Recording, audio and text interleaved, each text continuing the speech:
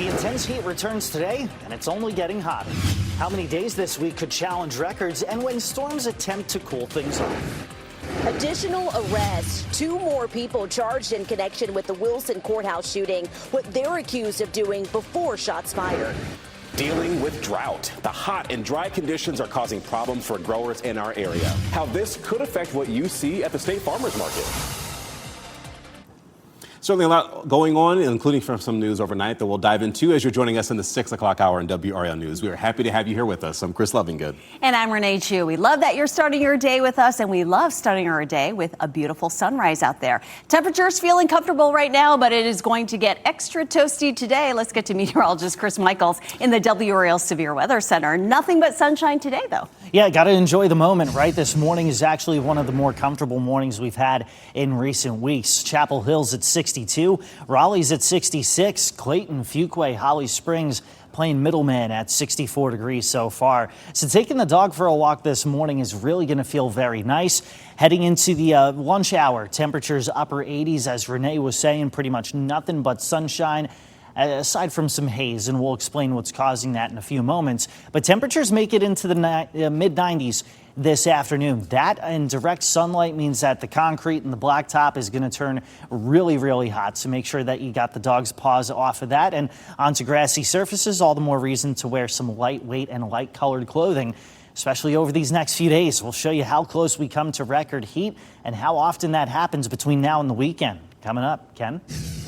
All right, Chris, it's also a comfortable start to your morning commute as we take a live look at I-40 Aviation Parkway. You can see those lanes heading west, the ones coming toward us heading into the Raleigh-Ray County area and all points east. And this is really indicative of what we're seeing in all of our major routes. No delays whatsoever. You're coming in from Apex, you're coming in from Wake Forest and US 1, I-87 coming in out of Nightdale, and of course I-40 westbound coming in out of the Garner-Johnston County area. Delay free. You're getting ready to head into the car, though. Tune us in on the radio, 101.5 HD3. And we can keep you company during your morning commute. Ken, thank you. Power is back on for hundreds of people in Holly Springs after a crash that knocked it out overnight. A car crashed into a pole on Holly Springs New Hill Road late last night, knocking out the power there. Duke Energy was able to get the power back on for most of the affected homes just after 4:30 this morning. We are working to find out if anyone was hurt in that crash. 2 additional people have been charged in connection with a shooting outside a Wilson County courthouse. And this, as you know, left 3 people injured. Let's bring in Kelsey Coffey. She's joining us live to talk a little bit more about that case this morning. Kelsey, these people are facing charges for something that happened even before shots were fired. Yes, Chris, and those court documents don't really give us much insight into how the 2 were involved, but we do know that they were not at the courthouse when the shooting actually happened. Terry Covington and Jalexis Applewhite were both charged with felony accessory before the fact in connection to the courthouse shooting. These photos are from court documents that include their charges. Extra security was outside of the Wilson County Courthouse yesterday, just 24 hours after Abdul Mustafa was accused of shooting outside of the courthouse, injuring 3 people, including 2 law enforcement officers. He's charged with shooting a 19-year-old woman who's facing charges for lying to police in connection to 16-year-old Ladarius Simmons' murder. Simmons' mother, Kimberly, says she was disappointed to hear that the shooting was an act of revenge for her son's death. I just want justice to be served for my son the legal way. Let the courthouse and the police do their job. Applewhite and Covington are expected to be in court this morning at 9:30. Now, as for Mustafa, he's expected to face more charges in relation to that shooting of those law enforcement officers. Kelsey Coffey, WRAL News, live in Raleigh. Raleigh's water supply has gone up after the recent rain. A new report shows the usable drinking water level at Falls Lake is now at 65%. That is up 3% from last week. But experts say the gains are not a drought buster. Just because it rained yesterday and you see a little ponded in your ditch in front of your yard means the drought is over it. That water disappears very fast.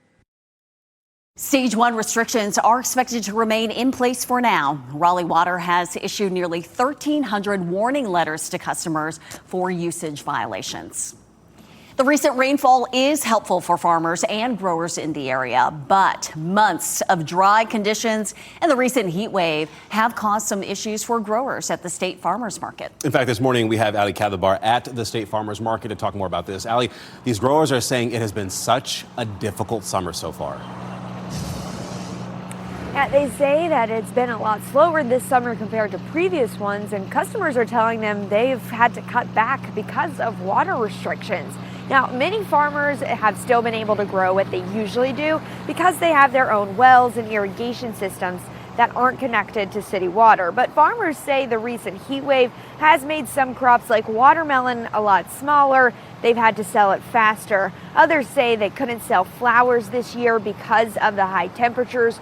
Growers tell us if the conditions don't get better, they could have issues with fall crops. We're getting to the point where having to manage how much irrigation we use to try to make sure we have enough water to establish a strawberry crop for this fall. Some things might end up being abandoned if it keeps going as hot and dry as it's been. And they want to see more rain and less heat waves so that it doesn't affect those fall crops like pumpkins. Reporting live in Raleigh, Ali Kadhabar, WRAL News. The city of Durham is sharing some of the ways it is working to conserve water. All city landscaping crews are using reclaimed water for plants. They are also cutting back on water used at Hillendale Golf Course.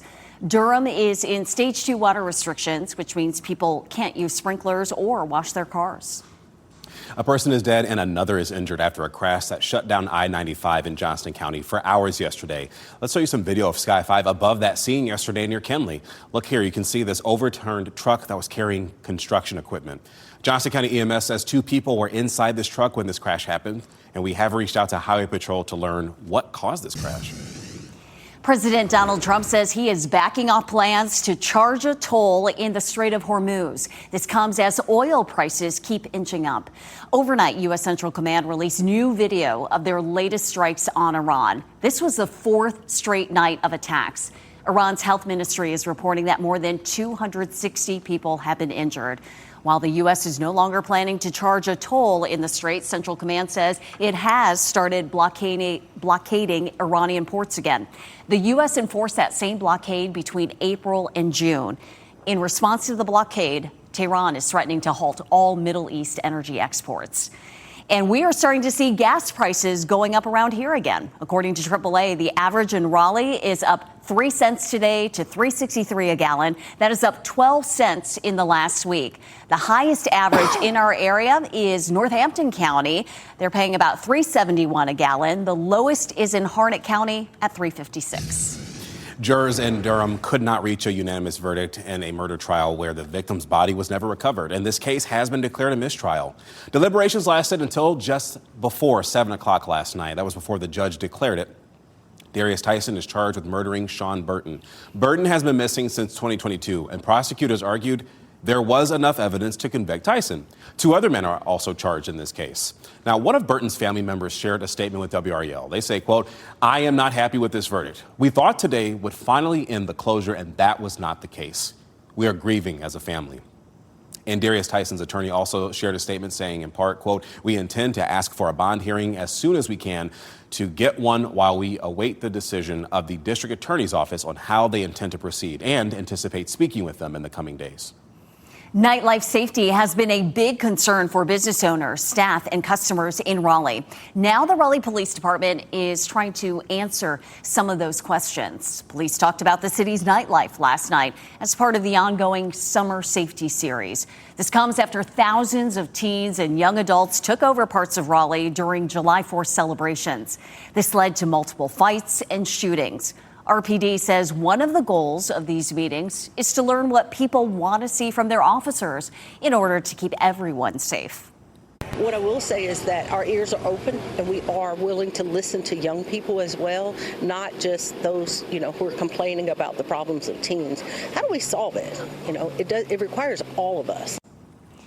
During the meeting, officers reminded people to always lock their cars when they are out, have a designated driver, and if you see something out of the ordinary, report it. College football countdown. The new season getting closer and closer. How Triangle teams are shaping up ahead of the start of ACC kickoff week. And changing of the clocks. A bill to make daylight saving time permanent is making its way through Congress. The hurdles it still faces before it could become a reality. And we're definitely dialing up the heat over the next few days. Heat alerts in effect just to our north, but we could see some of our own issued in the days ahead. We'll show you which days we stand that chance and if there's any sign of a cool down coming up. And we do have a look at your winning Mega Millions numbers right here on your screen. 2, 4, 10, 48, 56, and the Mega Ball is 22. As you get into your car, tune to WRAL News Plus on your radio in Raleigh on 99.3 FM, in Durham 96.5 FM, and everywhere on 101.5 HD3.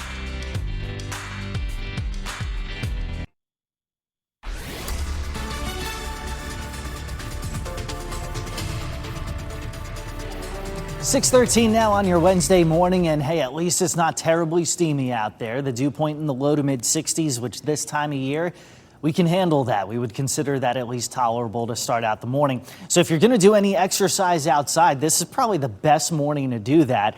But notice how quickly temperatures rise. By midday, we're in the mid to upper 80s, and high temperatures, they make it into the mid 90s once again heading into this afternoon. But we're challenging record highs in the days ahead. So this is just the very beginning of our warm up. We'll show you how close we get to record highs. In the meantime, if you're in a rush, we've got your video, your text, your graphics, everything that you need caught up on the free WRAL weather app. Coming up, we'll show you if storms will succeed in cooling things off heading into the weekend. That's in less than 5 minutes. Ken? All right, Chris, weather and traffic every 10 minutes. We've got your window on your morning commute. 4 major routes heading into Raleigh, whether you're coming from I-87 and Smithfield Road out of Knightdale, you're coming in from Cary, US 1 and 64 on the Cary Parkway, you're coming in from the Durham Chapel Hill area and I-40 eastbound, and here's that northern loop of the Beltline, I-440 and Six Forks Road.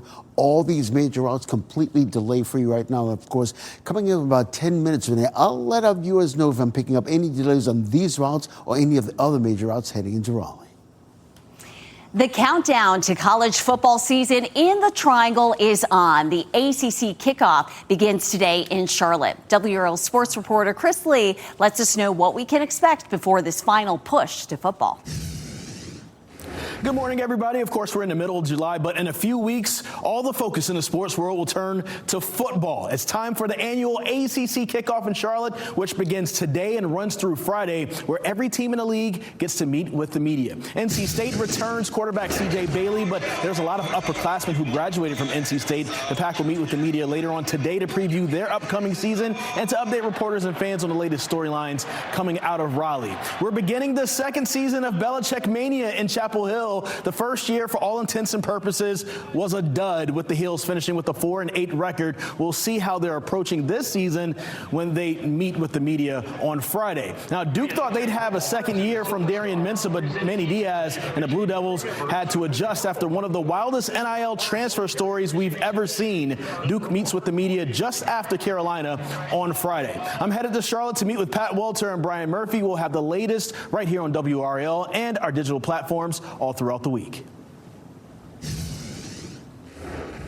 I'm Kirsten Clark in the WRAL Live Center. Civil rights leaders have announced plans for a march on Washington to defend voting rights. Take a look at this picture here. The coalition, it's led by Reverend Al Sharpton's National Action Network, and it's joined by Martin Luther King III and several others. So they'll host the March on Washington 2026 Defend the Vote March on August 28th. It'll mark the 63rd anniversary of the 1963 March on Washington and Martin Luther King Jr.'s iconic I Have a Dream speech. And this comes after the group said that recent court decisions have weakened key federal protections against racial discrimination in voting. We know back in April, the Supreme Court gutted Section 2 of the Voting Rights Act, and that's the primary tool for challenging discriminatory redistricting. So we, of course, will keep you up to date on plans for this March on Washington on August 28th. Darlene Graham Nordone, the sister of late U.S. Senator Lindsey Graham, has officially been sworn in to replace him. There was a ceremony held last night in the old Senate chamber, and we know that Nordone will serve out the remainder of her brother's term after she was nominated by South Carolina's governor. Graham died over the weekend at the age of 71. Okay, so this right here, this is getting a lot of traction online. A bill that would eliminate changing the clock twice a year is headed to the U.S. Senate. The House approved the Sunshine Protection Act yesterday, and this would make daylight saving time permanent nationwide. If this becomes law, it would put the U.S. on the time currently observed from March to November. If a state does not want to do that, well, it would have to exempt itself. And Chris, people have strong feelings about either falling back or springing forward, right? So it sounds good on paper. It'd be nice not to have to change the clocks, but there are consequences to that. The comment section right now is a battlefield on social media. And I mean, yeah, but here's the thing. If we do go to permanent daylight saving time, you would never see a sunset before 6 p.m. So some people like that, but your sunrise in the winter would be after 8:30. Some people don't really like that. So that remains to be seen. It's got to go toward the Senate. And if that gets approved, it goes to the president's desk. Right now, sunrise was at about 6:10 and temperatures across the board are feeling really nice. We're at about 65 to 70 degrees across much of the area. Sunshine and a little bit of haze. That's what's going to take us throughout our Wednesday. But let's take you outside, do a little workout here. Someone there doing some Russian twists. That is one heck of a workout. I don't like that one. Temperatures in the mid-70s at 9 o'clock. We're in the mid-80s by 11 o'clock this morning, and temperatures just continue to climb the ladder as we head into the afternoon, naturally, because of the sunshine and the fact that, well, it is mid-July. Raleigh at 96, Benson 94 this afternoon, Roanoke Rapids and Lewisburg at 95. All of us feeling the same, feeling hot, and then getting close to record highs Thursday and Friday afternoons. Currently, we're forecasting 99 in the Triangle both days. Look at how far back that record high goes. We started keeping records in the Raleigh area in 1887, and that was the year that we set record highs for Thursday and for Friday. So we could be altering history there as we go later in the week. Hardly any chance of rain Thursday, maybe a few isolated showers and storms Friday. A front comes in, taps into some of that heat, could lead to some strong late day storms Saturday. And then the same can be said for Sunday, because fronts this time of year, they don't really sweep through. They just kind of hang out for days at a time. So that's why we're not really going to cool things off as we head toward early next week. So plenty of 90s on the board. Maybe some triple digits. The other thing I want to point out here is that our overnight lows, they don't really cool off all that much. So I know for myself, going to be putting the AC at a higher temperature, trying to save on that energy bill and prevent any kind of issues moving forward. You and me, bro? Hey, yes, Chris, sir. Thanks. Hey, let's take a look to the east of Raleigh. Give you a live look at I-87 and Smithfield Road. Traffic began to pick up just a little bit. Those southbound lanes moving away from us as we widen out the stretch of I-87 all the way back to Wendell Falls Parkway. We're just picking up a 1-minute delay. And really, that's indicative of what we're seeing in all of our major routes heading into Raleigh. Just a 1-minute delay coming in from Wake Forest. No delays on I-40 eastbound or westbound coming in from the Garner-Johnston County area. You're getting ready to head into the car. Tune us in on the radio, 101.5 HD3. Time on the clock is 6:20, and we are talking about back-to-school shopping. That time of year is getting closer and closer. So 5 on your side will share why you may want to stock up on supplies even earlier than normal. Taking on new costs. North Carolina's new budget could leave counties paying millions more for food assistance. Why local leaders say it could affect taxpayers and services. Hey, just a reminder, if you ever see some breaking news, maybe you have a story tip or you have video and pictures of the severe weather where you are. So as long as you can do so safely, report it to us at WRAL.com/report it.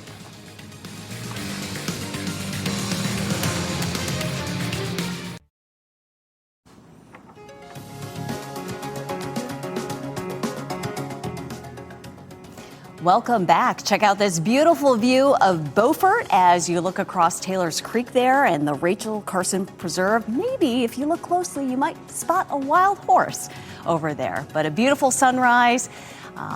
Going to be another hot day. A federal food stamp program that helps feed more than 1.4 million North Carolinians is facing a major funding shift.